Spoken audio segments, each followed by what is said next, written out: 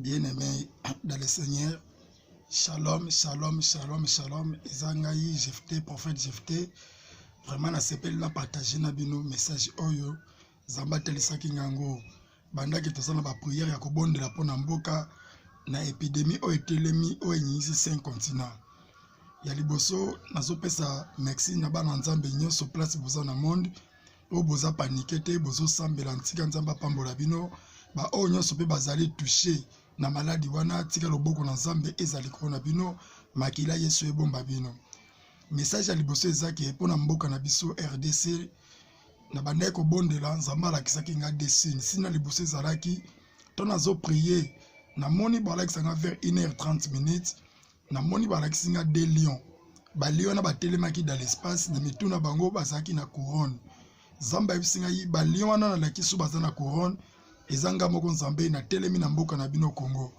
Tant nazomona sina bongo ba eko lakisanga ba drapeau. Ni ba drapeau ngo ezaki rouge. Ezaki Congo mobimba zamba ebisinga omoni ba drapeau ezana Congo na bino ezana sina nini. Na be ezana sina rouge. Na okia ebisinga be moni sina rouge eza sina makila.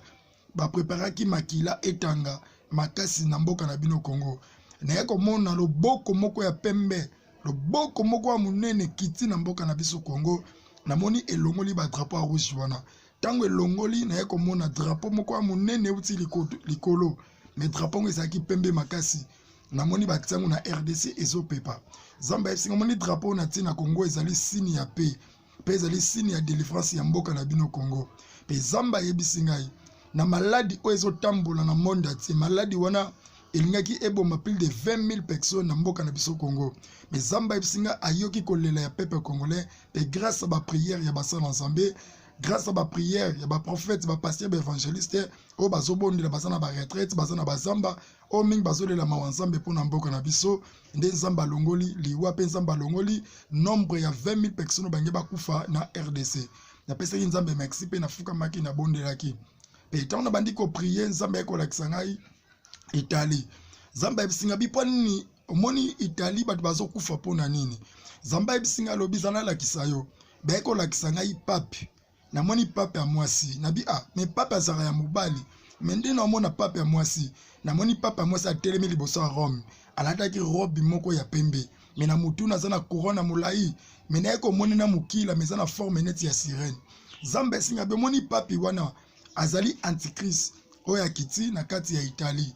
Nde tango na mona ki révélation wana na moni pape ana mwasi azaki ne antichrist des ambatali singa lobi omoni pape wa telemi kufe koza makasi na Italie pe batu ba kufa makasi nde na révélation wana nzamba oyebisanga boy alobi Italie mobimba bafuka mabasinga mawanzambe likolo ya Rome zamba bisinga lobi Rome kozala divisé na deux parties.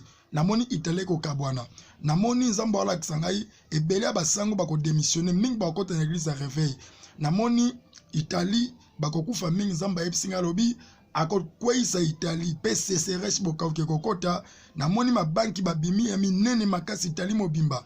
Balie bilanga balie banzete bokauke kokota makasi na Italie po bafuka milaka bikeko banzima nzambe te.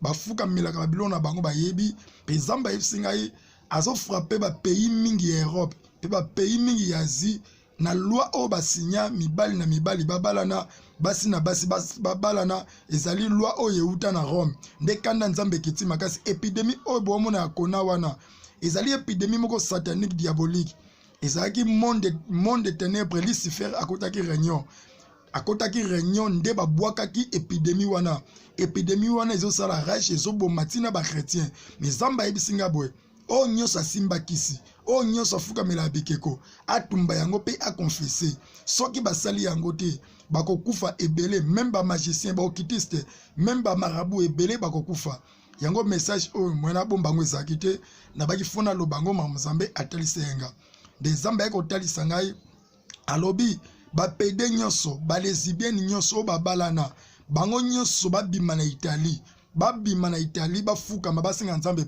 pardon basenga mawanzambe pe makila yesu purifier bango balongola biloko matoi balongola nyoso bati soki basali yango zamba esinga akolongola liwa na Italie pe mawana ekokita likolo ya peuple nyoso ya Italie tous les PD balezibeni nyonso babima nzambe yebisinga alobi na tumbaka Sodome et Gomorre na tumbaka ngo po mabeba nda kosala mingi na kati ya Sodome nzambe yebisinga Sodome wana ezongi na ba pays mingi Europe ba loi ba signé ezali contre Bible nde kanda nzambe kiti na monde entier yango moni avant événement esala en Europe avant maladie oyo exemplaire na Europe déjà bande ko vivre ba moto bande ko pela na bilanga ezotumba bazamba ezotumba bilanga ezaki ba signe moko prophétique ezaki makam on nzambe bande ko talisa ke moto eza sina ba problème nzambe la kisaki ba problème moko makase ko ya na Europe yango moni prophétie oyo ba prophète baloba même na Israël et kokisa même na apocalypse ezali yango moni Chine azo subir ba conséquences pona nini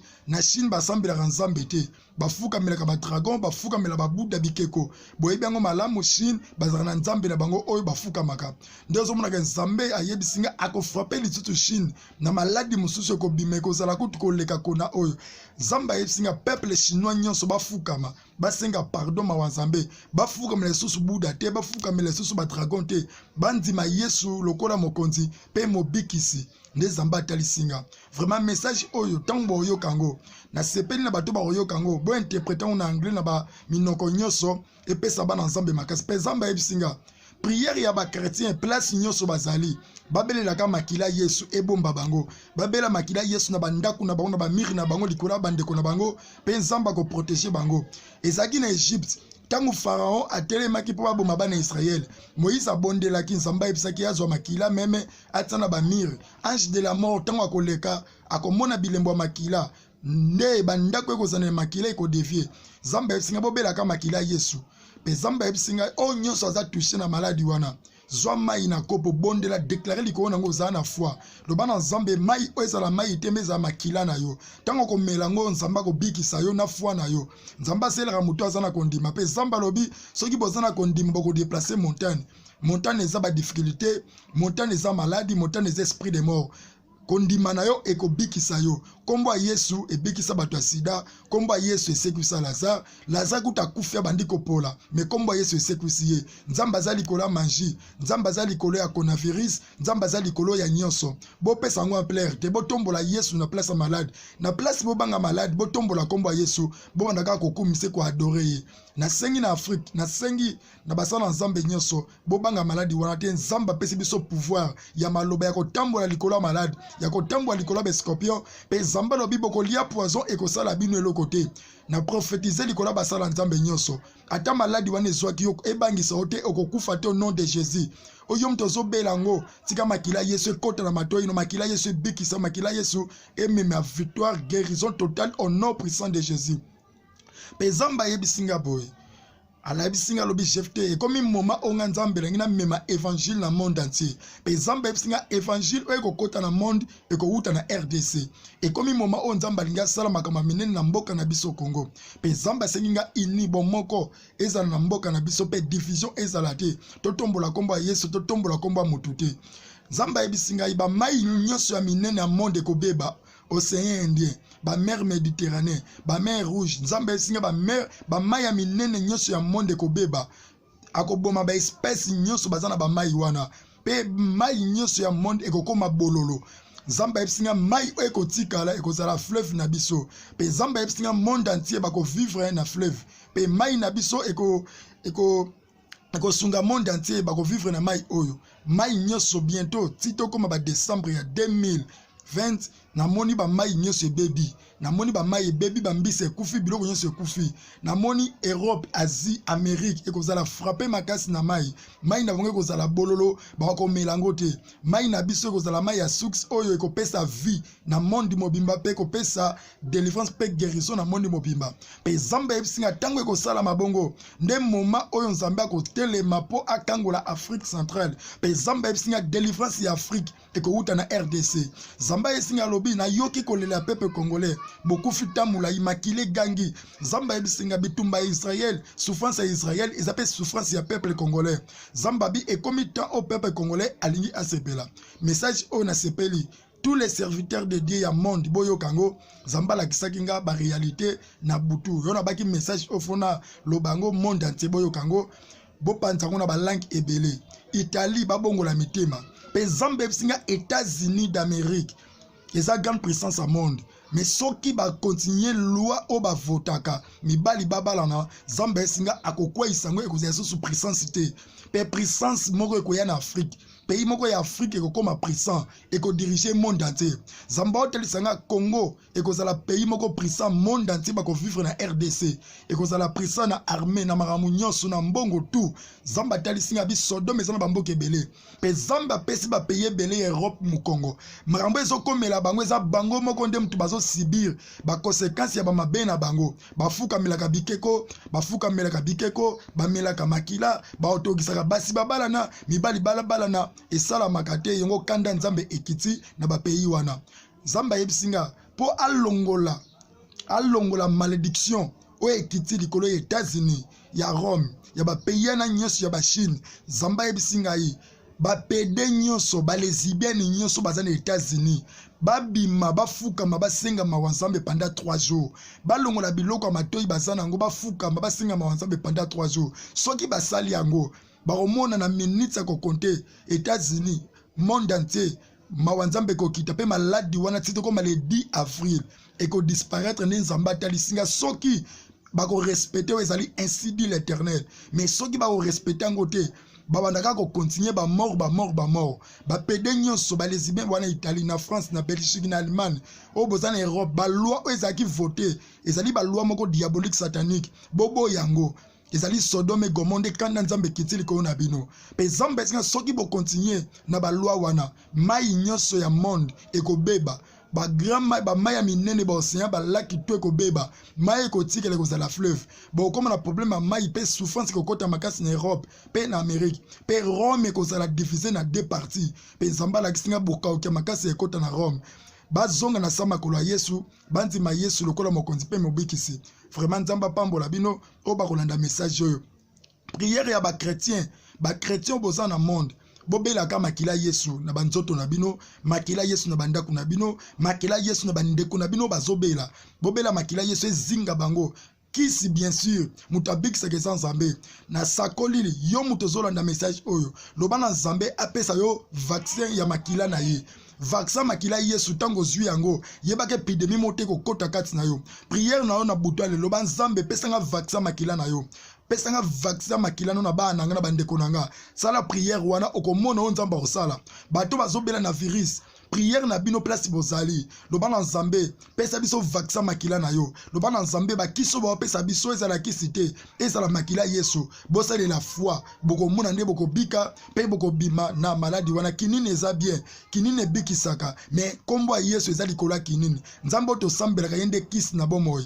Vraiment Nzambe pambola bino. Eza prophète Jephté nazwaki message oyo naza na RDC naza en pleine retraite nasepelaki message oyo ekoma na poto Nzambe esenga message oyo epanza na Europe mobimba balanda yango soki balandi yango ti na ba président ba pays wana bakokufa na ba okitisi na ba marabu ba pede nyonso ba lesbiennes nyonso o baza na monde na Europe na Asie na Amérique basenga Nzambe pardon basangana bazwa bikeko batumba bazonga na sama kola Yesu ne Nzambe osala bango ngolu le 10 avril maladi wana ekosila soki bapede badimi bango nyonso babongoli mitema o baza na Italie na France na Belgique Allemagne soki basali yango te Nzambe ko frapper yango makasi bako kufa koleka ekozala événement na monde pe Nzambe ko protéger Afrique pe Nzambe ebisinga ba africain bon Nzambe za makasi surtout na RDC eza place on Nzambe afandi yango nde komema délivrance na monde entier.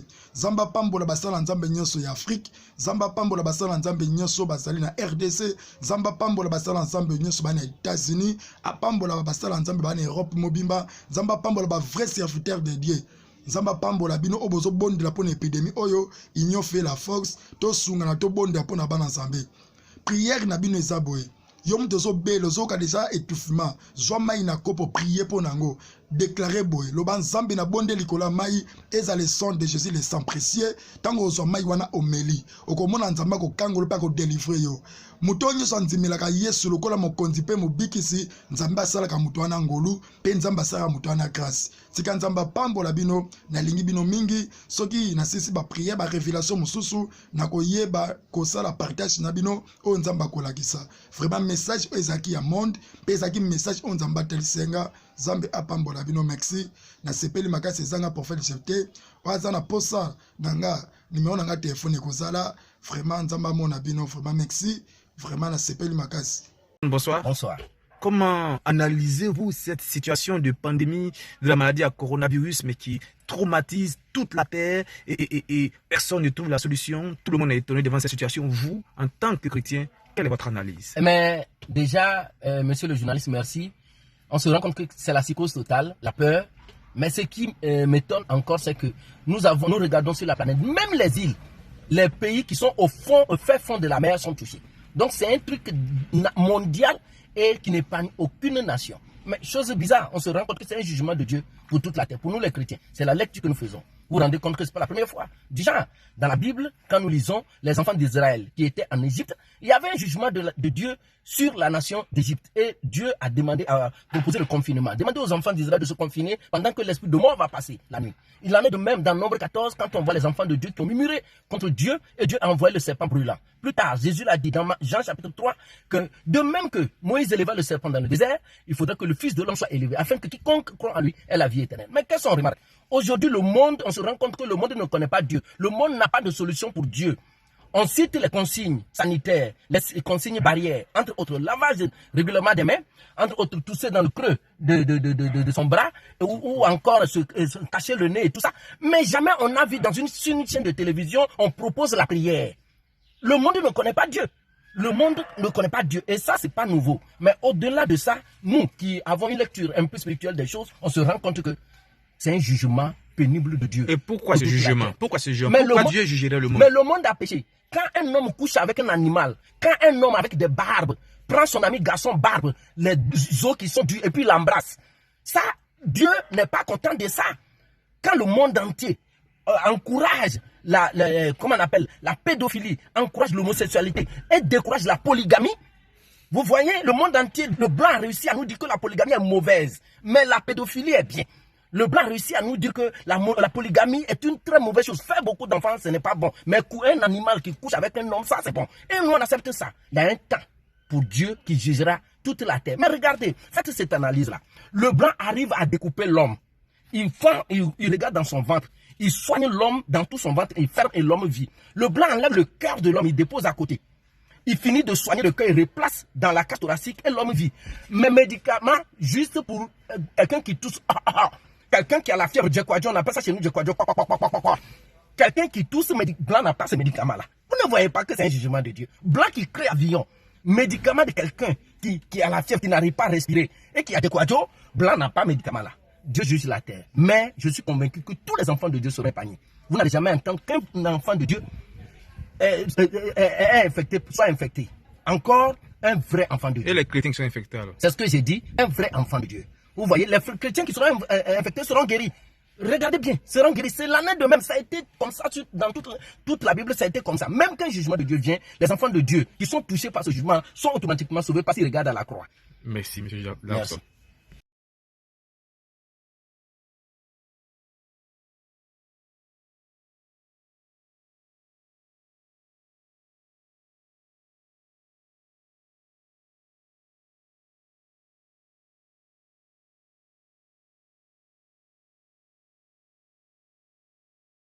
Bonjour les amis, alors regardez bien. On va écrire sur une feuille Corona. Corona. A, B, C. Le C est en 3e position dans l'alphabet. Le O en 15e. Le R en 18e. Le O en 15e. Le N en 14e position. Le A en 1re position. Quand vous faites le total de tous ces chiffres, nous avons 66. 1, 2, 3, 4, 5, 6. 666. La marque du diable. Alors restez chez vous. Restez chez vous. Ce sont les signes.